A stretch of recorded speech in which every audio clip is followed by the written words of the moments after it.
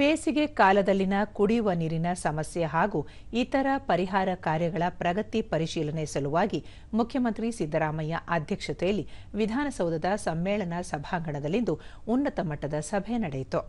ಉಪಮುಖ್ಯಮಂತ್ರಿ ಡಿಕೆ ಶಿವಕುಮಾರ್ ಸೇರಿದಂತೆ ವಿವಿಧ ಇಲಾಖೆಗಳ ಸಚಿವರು, ಜಿಲ್ಲಾ ಉಸ್ತುವಾರಿ ಕಾರ್ಯದರ್ಶಿಗಳು, ಜಿಲ್ಲಾಧಿಕಾರಿಗಳು ಹಾಗೂ ಜಿಲ್ಲಾ ಪಂಚಾಯಿತಿ ಮುಖ್ಯ ಕಾರ್ಯನಿರ್ವಾಹಕ ಅಧಿಕಾರಿಗಳೊಂದಿಗೆ ಉನ್ನತ ಮಟ್ಟದ ಸಭೆಯಲ್ಲಿ ಭಾಗವಹಿಸಿದ್ದರು.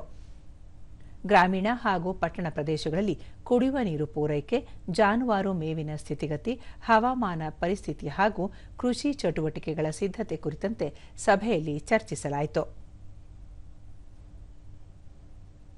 ಸಭೆಯಲ್ಲಿ ಮುಖ್ಯಮಂತ್ರಿ ರಾಜ್ಯದ 5 ಜಿಲ್ಲೆಗಳನ್ನು ಹೊರತುಪಡಿಸಿದರೆ ಉಳಿದ ಎಲ್ಲ ಜಿಲ್ಲೆಗಳಲ್ಲಿ ಮುಂಗಾರು ವಾಡಿಕೆಗಿಂತ ಕಡಿಮೆ ಮಳೆಯಾಗುವ ಸಾಧ್ಯತೆ ಇದೆ.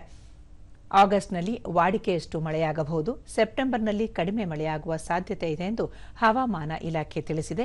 ಇಂತಹ ಸಂದರ್ಭದಲ್ಲಿ ಕುಡಿಯುವ ನೀರಿಗೆ ಸಮಸ್ಯೆಯಾಗದಂತೆ ಜಿಲ್ಲಾಡಳಿತ ವಿವಿಧ ಇಲಾಖೆಗಳ ಸಹಯೋಗದೊಂದಿಗೆ ಎಚ್ಚರಿಕೆ ವಹಿಸಬೇಕು ಎಂದು ನಿರ್ದೇಶಿಸಿದರು.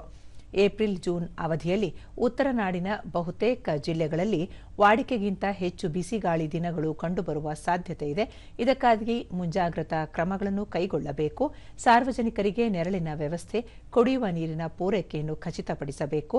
213 ತಾಲೂಕುಗಳ ಪೈಕಿ 114 ತಾಲೂಕುಗಳಲ್ಲಿ ಕುಡಿಯುವ ನೀರಿನ ಸಮಸ್ಯೆಯಾಗುವ ಸಾಧ್ಯತೆ ಇದೆ. ಕಲಬುರಗಿ, ಬಾಗಲಕೋಟೆ, ಚಿಕ್ಕಮಗಳೂರು, ಬೆಳಗಾವಿ, ಹಾವೇರಿ, ಮಂಡ್ಯ, ತುಮಕೂರು, ಉತ್ತರ ಕನ್ನಡ ಜಿಲ್ಲೆಗಳಲ್ಲಿ ಸಮಸ್ಯೆಯ ಸಾಧ್ಯತೆ ಇದ್ದು ನೀರಿನ ಮೂಲಗಳನ್ನು ಪತ್ತೆ ಹಚ್ಚಿ ಪೂರೈಕೆಗೆ ವ್ಯವಸ್ಥೆ ಮಾಡಬೇಕು. ಕಲುಷಿತ ನೀರಿನ ಬಗ್ಗೆ ಎಚ್ಚರಿಕೆ ವಹಿಸಬೇಕು ಎಂದು ಹೇಳಿದರು. ವಿದ್ಯುತ್ ಪೂರೈಕೆ, ರಸಗೊಬ್ಬರ ಸರಬರಾಜು, ಬಿತ್ತನೆ ಬೀಜ ಹಾಗೂ ಮೇವಿನ ಕೊರತೆಯಾಗದಂತೆ ಕಾಲಕಾಲಕ್ಕೆ ಕ್ರಮ ಕೈಗೊಳ್ಳುವಂತೆ ಮುಖ್ಯಮಂತ್ರಿ ಆದೇಶಿಸಿದ್ದಾರೆ.